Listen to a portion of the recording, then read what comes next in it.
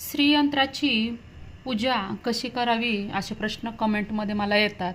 तर श्रीयंत्राची पूजा रोजच्या आपल्या देवपूजेप्रमाणे केली तरी चालते किंवा तुम्ही दर शुक्रवारी श्रीयंत्राची पूजा केली तरी चालते.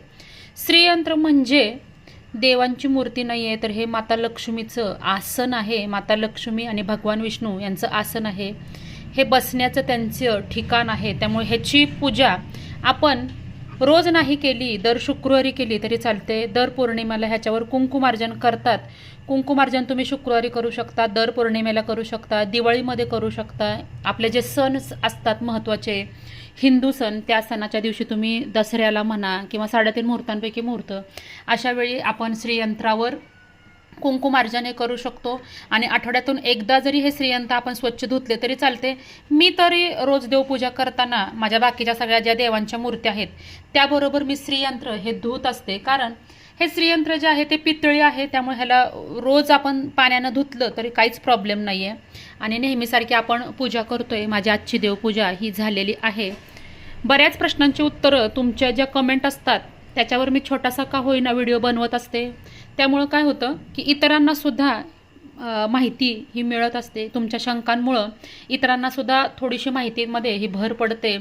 तर आपल्या माता लक्ष्मीचं हे पितळी पाट, आपल्या या कुळदेवीचा माझा जो कळस आहे त्याच्यावर मी माता तुळजाभवानीचा, आई तुळजाभवानीचा जो मुखवटा लावला आहे, या संदर्भात सगळी माहिती मी माझ्या चॅनलवर देवांचे जे व्हिडिओ आहेत त्याच्यावर दिलेली आहे.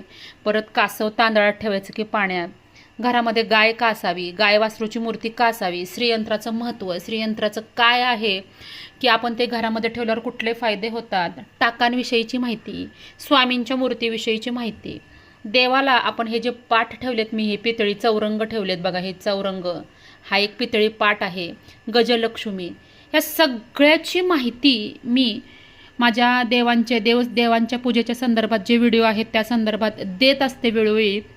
मी या व्हिडिओला, या शॉर्ट व्हिडिओला रिलेटेडसुद्धा माझ्या व्हिडिओची महत्त्वाची लिंक टाकेन की ज्यामध्ये मी माझ्या देवाऱ्याची, देवपूजेची संपूर्ण माहिती दिलेली आहे.